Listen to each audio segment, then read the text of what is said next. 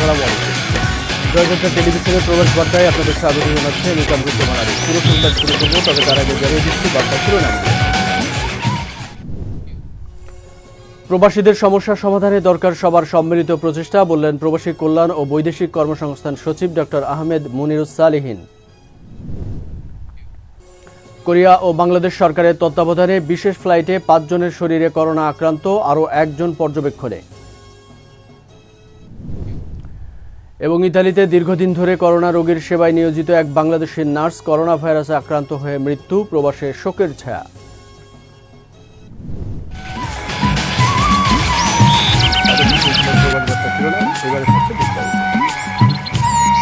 Corona ভাইরাসের প্রভাবে চাকরি হারিয়ে দেশে ফেরা 7,250 জন প্রবাসী কর্মীকে জরুরি সহায়তা হিসেবে নগদ 3 কোটি টাকা দিচ্ছে বেসরকারি উন্নয়ন সংস্থা ব্রাক। বৃহস্পতিবার দুপুরে ভার্চুয়াল অনুষ্ঠানের মাধ্যমে এই কার্যক্রমের উদ্বোধন করেন প্রবাসী কল্যাণ ও বৈদেশিক কর্মসংস্থান মন্ত্রণালয়ের সচিব ডক্টর আহমেদ মুনিরুস সালিহিন।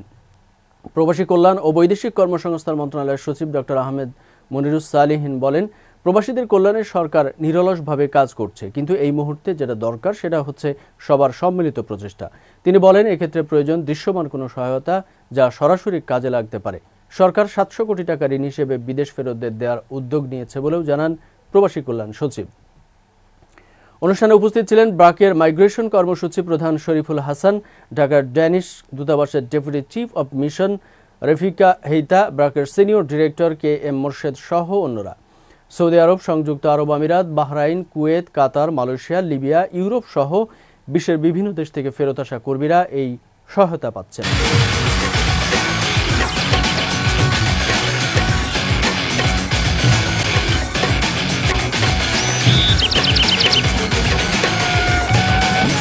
জর্জ ফ্লয়েডের হত্যার প্রতিবাদে চলমান আন্দোলনে গতি সংশোধিত করেছে আটলান্টায় রাশার্ড ব্রুকস হত্যাকাণ্ড।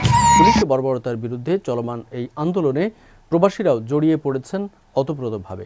New York, Los Angeles, Atlanta, Philadelphia, মিশিগানের বাংলাদেশে একাকার হয়ে পড়েছেন ব্ল্যাক লাইভস ম্যাটার সাথে।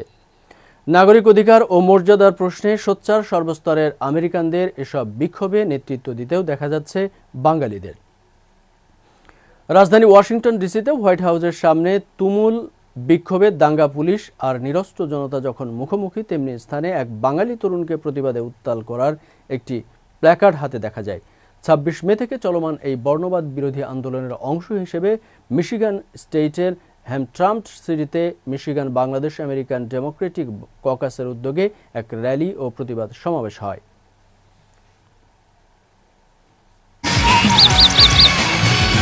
কোরিয়া ও বাংলাদেশ সরকারের তত্ত্বাবধানে বৃহস্পতিবার এয়ার গ্যালাক্সির মাধ্যমে বিশেষ ফ্লাইটের ছুটিতে আটকে পড়া বাংলাদেশি ইপিএস কর্মী, ছাত্র, অন্যান্য পেশাজীবী ও কোরিয়ান নাগরিক সহ প্রায় 2 শতাধিক যাত্রী নিয়ে দক্ষিণ কোরিয়া পৌঁছেছে। এই ফ্লাইটে যাওয়া শুধুমাত্র জেজু ভাল্লা ইউনিভার্সিটিরই 18 জন ছাত্রের করোনা টেস্ট করার পর 3 জনের শরীরে করোনা ভাইরাস শনাক্ত হয়েছে।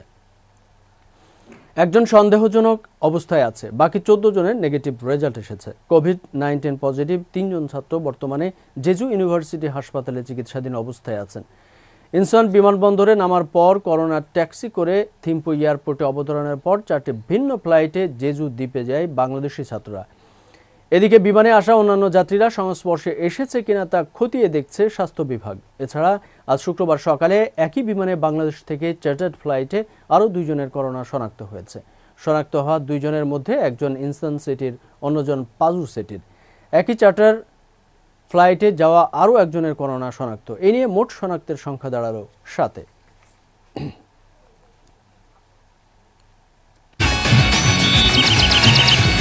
নিউ ইয়র্ক সিটির ব্রঙ্কসে করোনা ক্ষতিগ্রস্তের মাঝে যুক্তরাষ্ট্রের যুবলীগের পক্ষ থেকে খাদ্য সামগ্রী, মাস্ক ও স্যানিটাইজার বিতরণ করা হয়েছে। ব্রঙ্কসের স্টার্লিং বাংলাবাজার এলাকায় এশিয়ান ড্রাইভিং স্কুলের সামনে বুধবার বিকেল 5টায় 2 শতাধিক মানুষের মধ্যে বিনামূল্যে এসব বিতরণ করে সংগঠনটি। যুক্তরাষ্ট্র যুবলীগের সিনিয়র সদস্য ও খাদ্য সামগ্রী বিতরণ কর্মসূচির আহ্বায়ক নুরুল ইসলাম মিলনের সভাপতিত্বে এবং কর্মসূচি বাস্তবায়নের কমিটির সদস্য সচিব রেজা আবদুল্লাহর স্বপনের পরিচালনায় অনুষ্ঠানে প্রধান অতিথি ছিলেন যুক্তরাষ্ট্র যুবলীগের সাবেক সভাপতি মিসবাহ আহমেদ। বিশেষ অতিথি ছিলেন যুক্তরাষ্ট্র যুবলীগের সাবেক সাধারণ সম্পাদক ফরিদ আলম, কেন্দ্রীয় নেতা সাখাওয়াত হোসেন চঞ্চল ও যুক্তরাষ্ট্র যুবলীগের অন্যতম সিনিয়র নেতা আবু তাহের। অনুষ্ঠানে নেতৃবৃন্দের মধ্যে আরও ছিলেন যুক্তরাষ্ট্র যুবলীগের আহ্বায়ক শেখ জামাল হোসেন, যুগ্ম আহ্বায়ক শেবুল মিয়া, রহিমুজ্জামান সুমন প্রমুখ। করোনা পরিস্থিতিতে বাংলাদেশের মানুষদের সহায়তা করার জন্য অস্ট্রেলিয়া থেকে অনলাইন কনসার্টের আয়োজন করা হয়।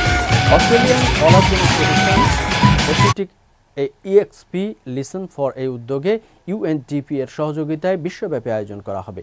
অনলাইন ফান্ড রাইজিং কনসার্ট স্বপ্নের ডাক আগামী 20 জুন 2020 বাংলাদেশ সময় রাত 8টায় শুরু হবে। বিশ্বব্যাপী আয়োজিত এই অনলাইন ফান্ড রাইজিং কনসার্ট স্বপ্নের ডাকে সাড়া দিয়ে এগিয়ে এসেছেন বাংলাদেশ সহ বিশ্বের বিভিন্ন স্থানে বসবাসকারী বাংলাদেশি শিল্পীরা। দেশীয় সঙ্গীত শিল্পীদের পাশাপাশি বাংলাদেশের বাইরে বসবাস করা আমেরিকা, কানাডা ও ইউরোপীয় বিভিন্ন দেশ থেকে বাংলাদেশি শিল্পীরা অংশগ্রহণ করবেন এই অনলাইন ফান্ড রাইজিং অনুষ্ঠানে। পরের কনসার্টটি একই দিনে লন্ডন রাত 8টায় সর্বশেষ কনসার্টটি প্রদর্শিত হবে পরদিন 21 জুন অস্ট্রেলিয়াতে।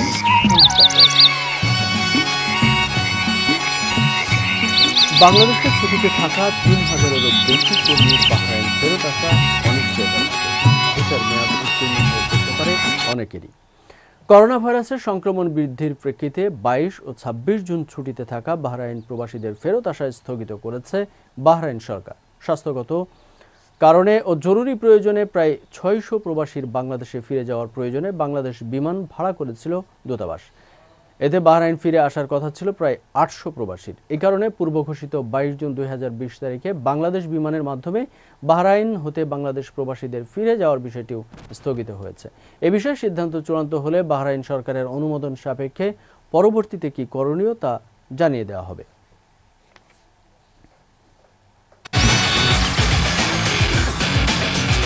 আমিরাতের স্বেচ্ছাসেবক বাংলাদেশি টিমের 2 সদস্যের পর এবার টিমের প্রধান মামুনুর রশিদের করোনা। আমিরাত প্রতিনিধি ইশতিয়াক আসিফ জানান, এবার 27 দিন লকডাউন থাকা ইন্ডিয়া নায়কের প্রবাসীদের কাছে বিভিন্ন তথ্য ও তাদের সরকারি সহযোগিতার মাধ্যমে পাশে দাঁড়িয়েছিলেন বাংলাদেশি কমিউনিটির 19 সদস্যের বাংলা এক্সপ্রেসের স্বেচ্ছাসেবক টিম। বৃহস্পতিবার এই টিমের নেতৃত্বে থাকা মামুনুর রশিদ দুবাইয়ের ইন্টারন্যাশনাল মডার্ন হাসপাতাল থেকে সেবা নেওয়ার 15 দিন পর বাসায় ফিরলেন। তিনি এনটিভির আমিরাত প্রতিনিধি এবং অনলাইন মিডিয়া বাংলা প্রেস এক্সপ্রেসের সহ সম্পাদক। পূর্বে স্বেচ্ছাসেবক টিমের অন্যতম সদস্য কাজী ইসমাইল ও আরেক সদস্য করোনায় আক্রান্ত হয়েছিলেন। বর্তমানে তারা চিকিৎসা শেষে সুস্থ হয়ে নিজ নিজ কর্মস্থানে রয়েছে।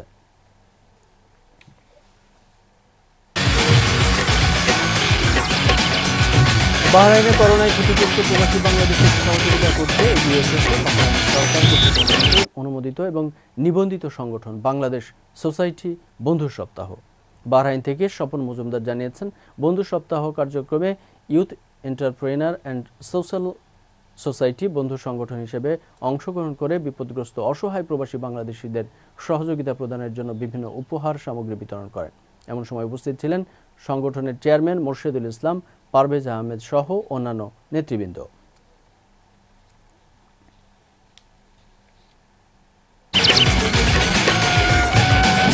ইতালিতে দীর্ঘদিন ধরে করোনা রোগে চিকিৎসায় নিয়োজিত এক বাংলাদেশি নার্স করোনা ভাইরাসে আক্রান্ত হয়ে মারা গেছে। 45 বছর বয়সী এই নার্সের নাম নাজমুন নাহার। তার দেশের বাড়ি ঢাকার গাজীপুরে। স্থানীয় সময় বুধবার ইতালির একটি হাসপাতালে কর্তব্যরত অবস্থায় মারা যান তিনি। জানা গেছে তিনি প্রথম কোনো বাংলাদেশি নারী যিনি ইতালিতে করোনায় মৃত্যুবরণ করেছেন। এ নিয়ে মোট 14 জন বাংলাদেশি ইতালিতে করোনায় প্রাণ হারালেন। 2004 সালে সরকারি ব্যবস্থাপনায় ইতালিতে 18 জন বাংলাদেশি নার্স নিয়োগ হয়। তাদের মধ্যে নাজমুন নাহার একজন ছিলেন। মৃতের স্বামী বর্তমানে বাংলাদেশে আটকা আছেন। আগামী 23 জুন একটি চার্টার্ড বিমানে তার ইতালি ফেরার কথা রয়েছে। নাজমুন নাহারের একমাত্র মেয়ে ইতালির বাসায় কোয়ারেন্টাইনে রয়েছেন। ইতালির ভারেজ রিজিওনাল হাসপাতালে মৃতের লাশ সংরক্ষিত আছে। এদিকে তার অকাল মৃত্যুতে ইতালি প্রবাসী বাংলাদেশিদের মাঝে শোকের ছায়া নেমে এসেছে।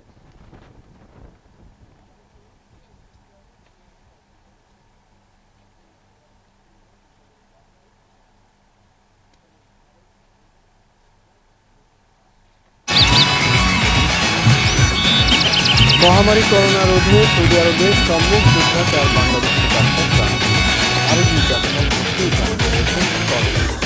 সৌদি আরবের প্রতিনিধি নিশান চৌধুরী জানায়, এছাড়াও 18 জুন পর্যন্ত বিভিন্ন পেশায় কর্মরত প্রায় 400 বাংলাদেশি রেমিটেন্স যোদ্ধার করোনা সংক্রমণে মৃত্যু হয়েছে। 4 জন ডাক্তার হলেন doctor Mohammad Golam Mostafa, doctor Mohammad Anwarul Hasan, doctor Abdur Rahim ও ডাক্তার মোহাম্মদ আফাক হোসেন। এই পরিস্থিতিতে প্রবাসী কল্যাণ মন্ত্রণালয়ের প্রবাস বন্ধু কল সেন্টারের মাধ্যমে প্রবাসীদের এই সেবা দেওয়া হচ্ছে। রাষ্ট্রদূতের দিক নির্দেশনায় economic minister doctor Mohammad Abul Hasan BD doctor pool তত্ত্বাবধান করছেন। বৈশ্বিক মহামারী করোনায় প্রাণ কেড়ে নেওয়া প্রায় 4 বাংলাদেশি চিকিৎসক, প্রায় 400 রেমিটেন্স যোদ্ধার মৃত্যুতে সৌদি প্রবাসী বাংলাদেশিরা শোক প্রকাশ করেছেন।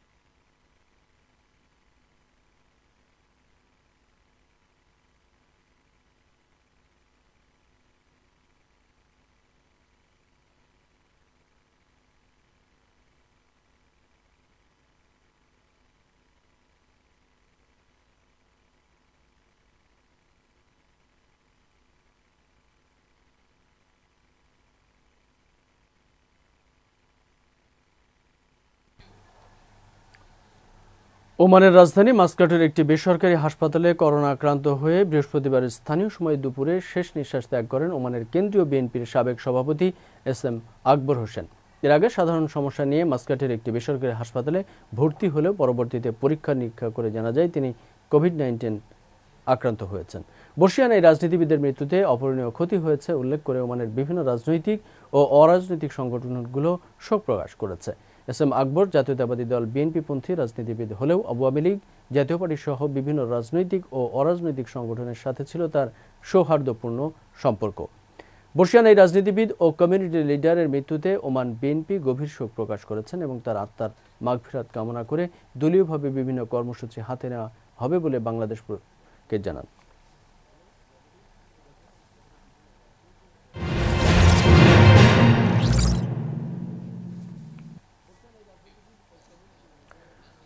দর্শক, প্রবাসের আরো খবর জানতে এখন আমরা সরাসরি সংযুক্ত হব প্রবাসে।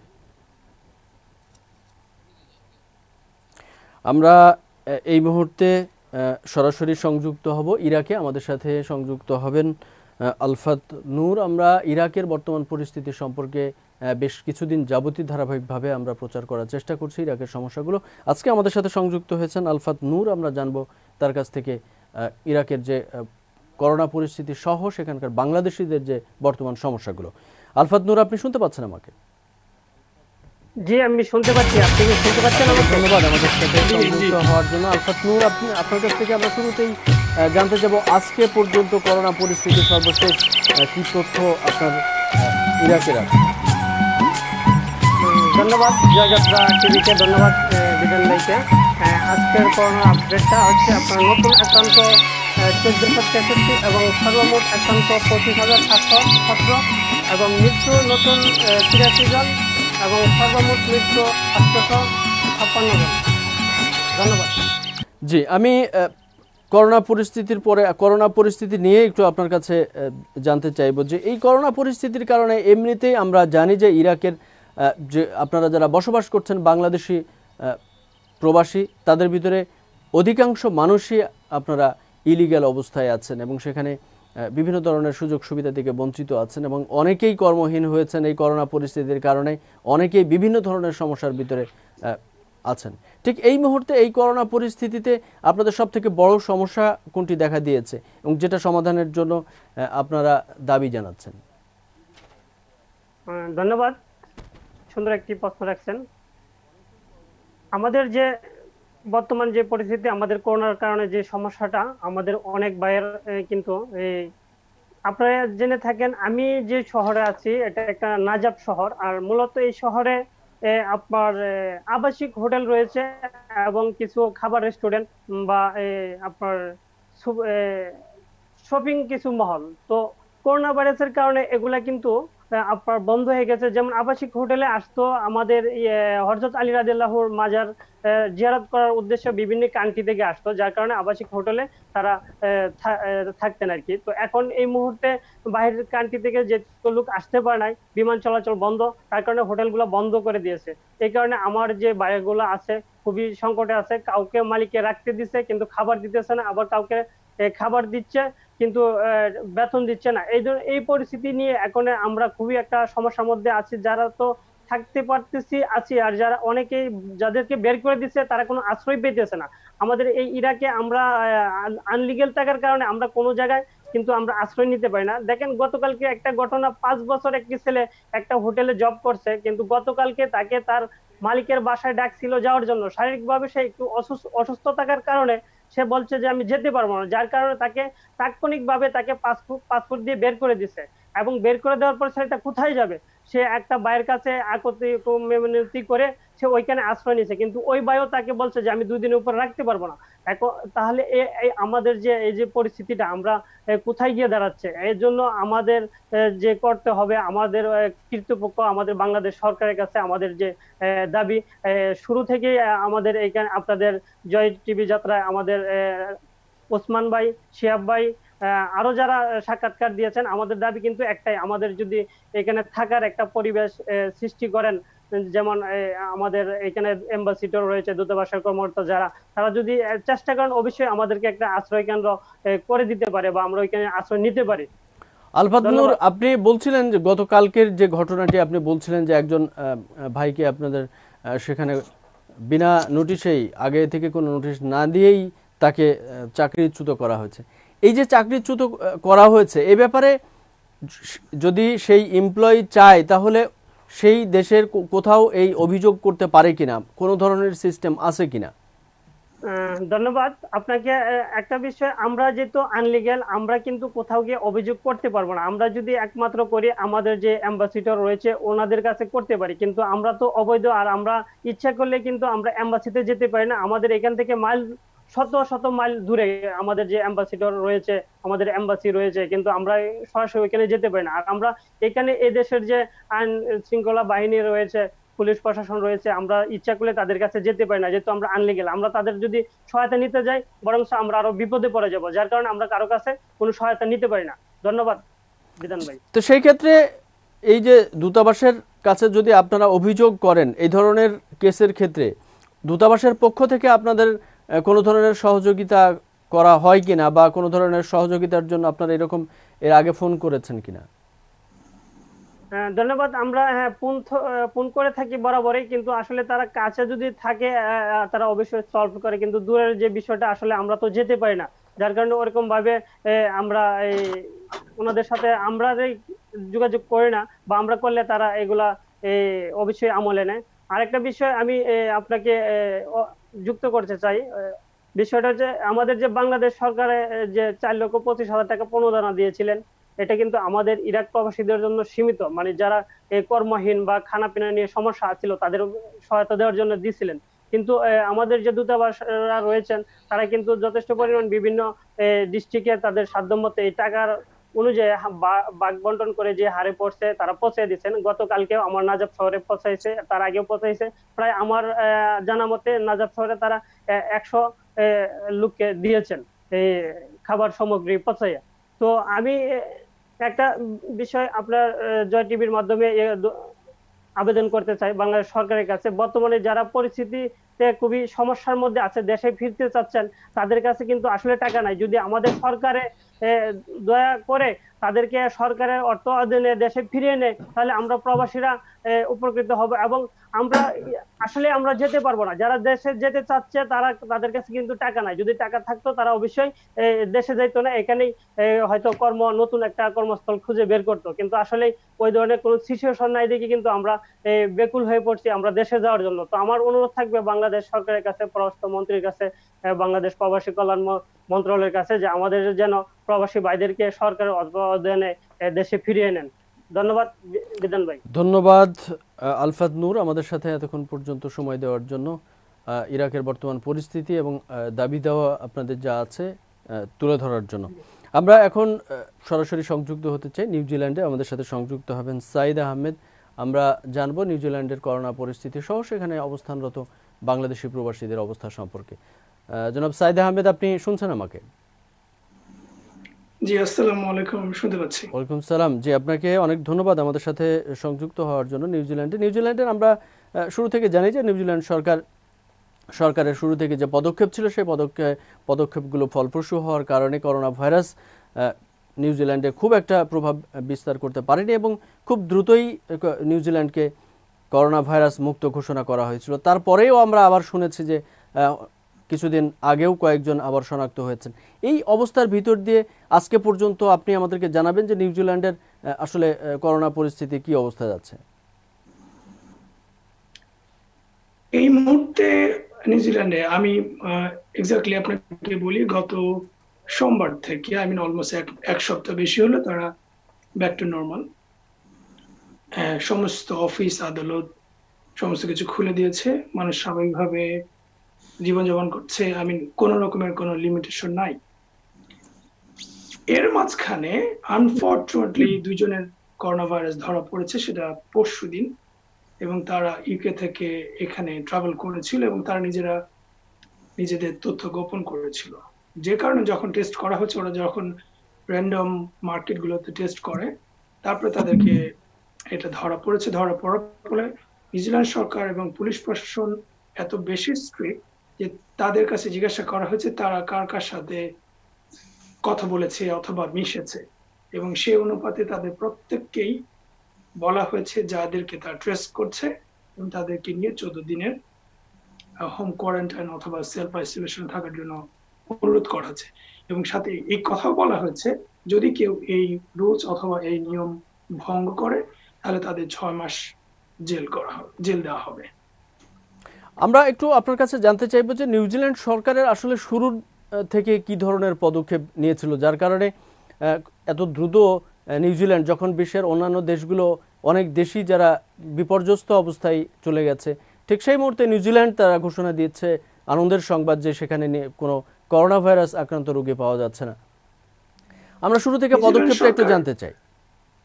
নিউজিল্যান্ড সরকার মার্চের 15 তারিখ থেকে যখন তারা লেভেল 2 তে নিয়ে আসার বললো যে আমরা লেভেল 2 তে আছি, এখনো ওইভাবে ভলিউম বাড়ছে না, সেই অনুযায়ী তারা লেভেল 2 তে রাখছিল এবং মনিটর করছিল। যখন দেখছে যে না, এর ভলিউমটা অনেক বেশি জাম্প করছে, খুব rapidly number of volume high হয়ে যাচ্ছে, তারা প্রথমে যেটা সরকার করেছে যে না, সমস্ত ইন্টারন্যাশনাল বর্ডার ক্লোজ করে দিয়েছে, যেমন কোন ইন্টারন্যাশনাল ফ্লাইট চলবে না, একদমই চলবে না।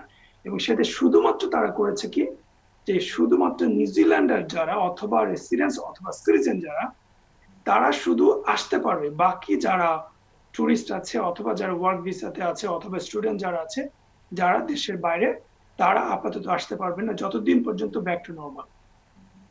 যে কারণে যেটা হয়েছে যে আপনার নর্মালি যেটা হয়, করোনা ভাইরাস বা কোভিড-19 একটা দেশ থেকে আরেকটা দেশ, আরেকটা দেশ থেকে আরেকটা দেশ এভাবে বিস্তার করছে। যখন বর্ডার ক্লোজ করা হলো তখন বাইরে থেকে কোনো মানুষ আসতে পারেনি।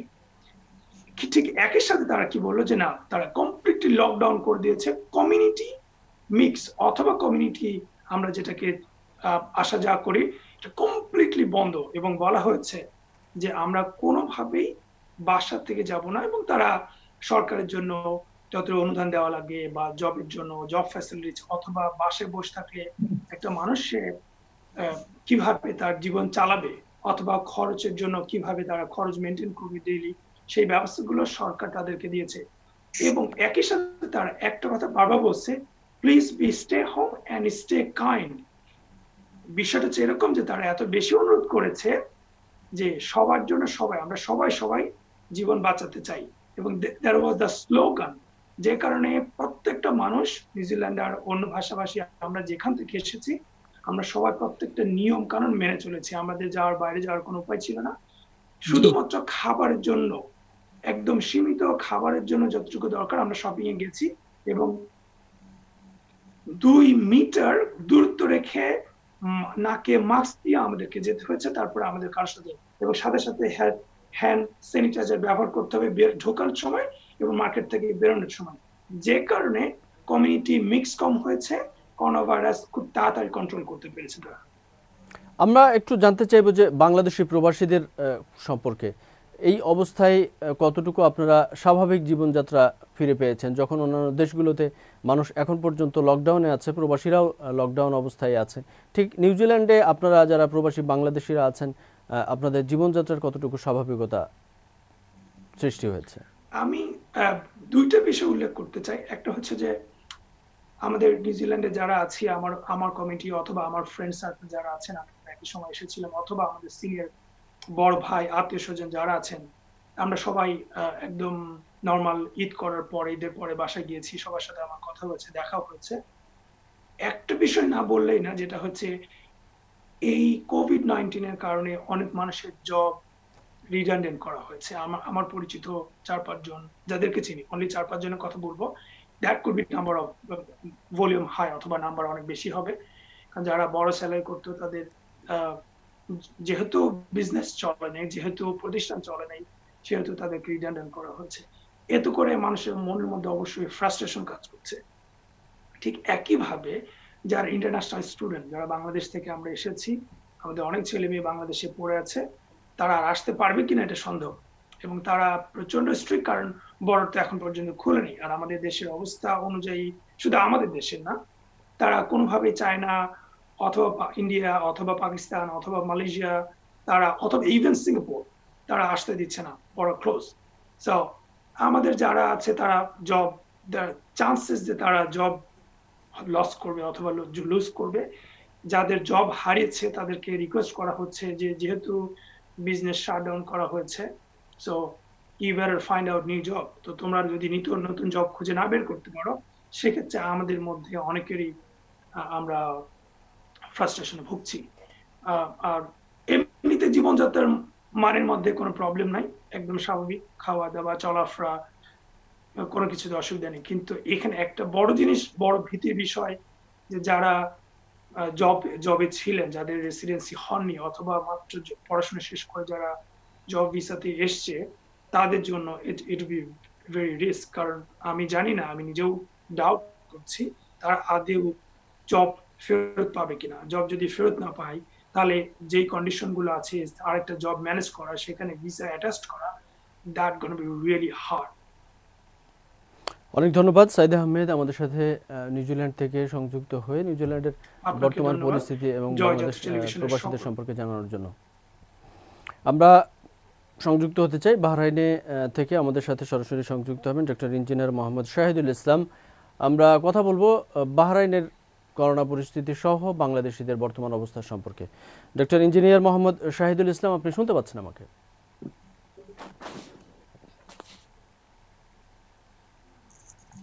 জি, আপনাকে অনেক ধন্যবাদ আমাদের সাথে সংযুক্ত হওয়ার জন্য বাহরাইন থেকে। আপনি আমাদেরকে শুরুতে একটু জানাবেন যে বাহরাইনের আজকে পর্যন্ত করোনা পরিস্থিতি কেমন, এবং আপনারা এই অবস্থায় বাংলাদেশের প্রবাসীরা যারা আছেন কিভাবে বসবাস করছেন? জি, আপনাকে ধন্যবাদ আমাকে সংযুক্ত করার জন্য। তো প্রথমে আমি জানিয়ে দিচ্ছি বর্তমানে বাহরাইনের করোনা পরিস্থিতি। তো এই পর্যন্ত বাহরাইনে প্রায় কেস হয়েছে 20,430 এবং টোটাল টেস্ট করা হয়েছে 4,54,368, রিকভার হয়েছে 14,696, আর টোটাল ডেথ হচ্ছে 56। ক্রিটিক্যাল কন্ডিশনে আছে 28 জন, স্টেবল আছে 5,650। এর মধ্যে বাংলাদেশি প্রায় 1200 আক্রান্ত হয়েছে এবং বাংলাদেশিদের ডেথ হয়েছে প্রায় 9 জন এই পর্যন্ত, সর্বশেষ। তো এই পরিস্থিতিতে আপনারা যারা প্রবাসী বাংলাদেশিরা সেখানে আছেন, দেশটিতে অবস্থান করছেন, তারা কিভাবে জীবনযাপন করছেন? যে পরিস্থিতি অ্যাকচুয়ালি এখানে শুরু থেকেই লকডাউন করা হয়নি, পার্শিয়াল কারফিউ ছিল 2 মাসের মতো।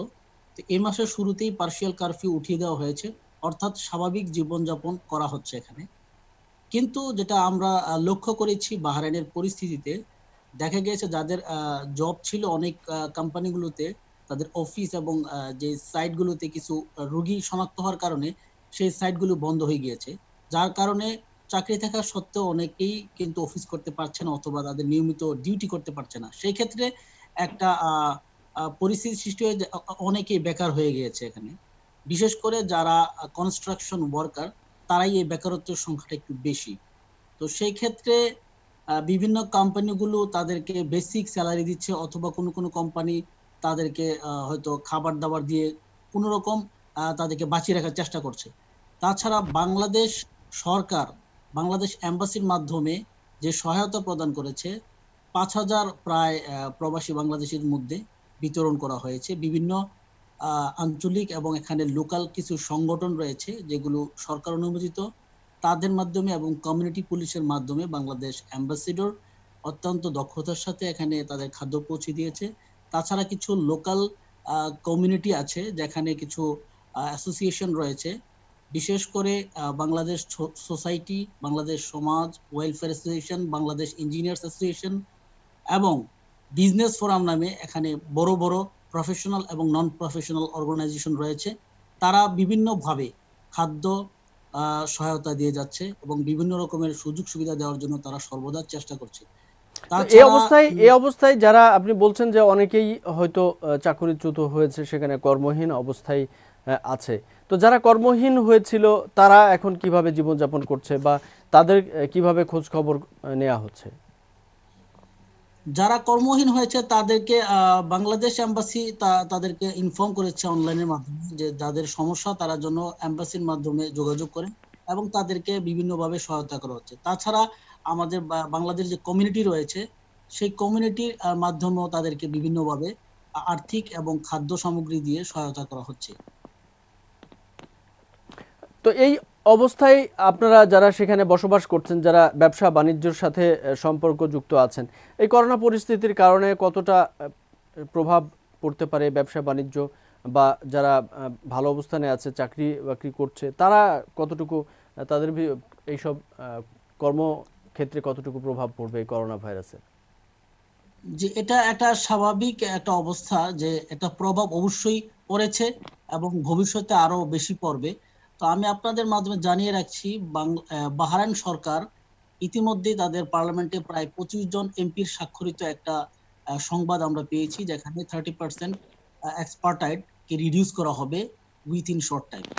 এই এই জিনিসটা পাস হয়ে গেলে তাহলে যেটা হবে, যেখানে যারা বাংলাদেশে অবস্থান করছে তারা হয়তো বাহরাইনে আসতে পারবে না, অথবা বাহরাইনে যারা অবস্থান করছে প্রাইভেট এবং গভর্নমেন্ট সেক্টরগুলোতে যারা বিভিন্ন পজিশনে জব করছে, তাদের মধ্যে থেকে 30% রিডিউস করা হলে সেখান থেকে একটা বিশাল পরিমাণ আমাদের ম্যান পাওয়ারের চাকরিচ্যুত হবে, এটা স্বাভাবিক, এবং তাদেরকে বিদেশে থেকে দেশে ফিরে যেতে হবে। তো সেই ক্ষেত্রে আমাদের একটা বিশাল প্রভাব হয়তো ভবিষ্যতে পড়বে। এখনো পর্যন্ত আমার জানা মতে যারা বেকারত্ব, যেটা আমি বলবো সেটা হচ্ছে যে আমাদের এখানে বাংলাদেশি প্রায় 2 লক্ষ বসবাস করছে, বিভিন্ন কাজে তারা সংযুক্ত। তাছাড়া এখানে যেটা আপনাদের ইনফরমেশনের জন্য বলে রাখা ভালো, যে 40 থেকে 45 হাজারের মতো প্রায় অবৈধ বাংলাদেশি রয়েছে। তো বাহরাইন সরকার তাদেরকে বিভিন্নভাবে সুযোগ দিয়েছে বৈধতা অর্জন করার জন্য। এইটা প্রক্রিয়াধীন রয়েছে, কোনো রকমের জরিমানা ছাড়াই তারা ভিসা লাগাতে পারবে। এখানে 2টি পদ্ধতির মাধ্যমে ভিসা লাগানো সম্ভব। একটা হচ্ছে যে কোনো স্পন্সর, অর্থাৎ গভর্নমেন্ট অথবা প্রাইভেট সেক্টর কোনো মালিকানাধীন কোম্পানিতে তারা ভিসা লাগাতে পারবে যদি স্পন্সরশিপ পায়। আর আরেকটা হচ্ছে এলএমআরএ নামে একটা সার্ভিস আছে, সেই সার্ভিসের মাধ্যমে তারা প্রত্যেক বছর ভিসা লাগাতে পারবে, অর্থাৎ তাদেরকে নির্দিষ্ট পরিমাণ ফি দিয়ে সেখানে ভিসা রিনিউয়াল করতে পারবে। সেই ক্ষেত্রে অনেক ধন্যবাদ ডক্টর ইঞ্জিনিয়ার মোহাম্মদ শাহিদুল ইসলাম, আপনাকে আমাদের সাথে এতক্ষণ পর্যন্ত সময় দেওয়ার জন্য। জি, আপনাকে অনেক ধন্যবাদ। দর্শক, আমরা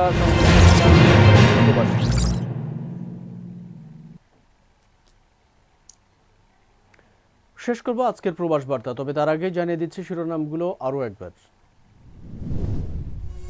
প্রবাসীদের সমস্যার সমাধানে দরকার সবার সম্মিলিত প্রচেষ্টা, বললেন প্রবাসী কল্যাণ ও বৈদেশিক কর্মসংস্থান সচিব ডক্টর আহমেদ মনিরুস-সালেহীন। কোরিয়া ও বাংলাদেশ সরকারের তত্ত্বাবধানে বিশেষ ফ্লাইটে 5 জনের শরীরে করোনা আক্রান্ত, আরও একজন পর্যবেক্ষণে।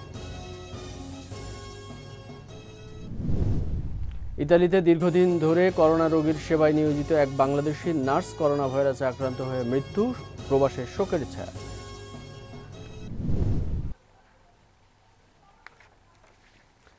এই ছিল এখনকার মতো প্রবাস বার্তা। আমাদের পরবর্তী বার্তা দেখার আমন্ত্রণ রইল। প্রবাসের সব খবর জানতে চোখ রাখুন জয়যাত্রা টেলিভিশনে। এতক্ষণ আমাদের সঙ্গে থাকার জন্য ধন্যবাদ। আল্লাহ হাফেজ।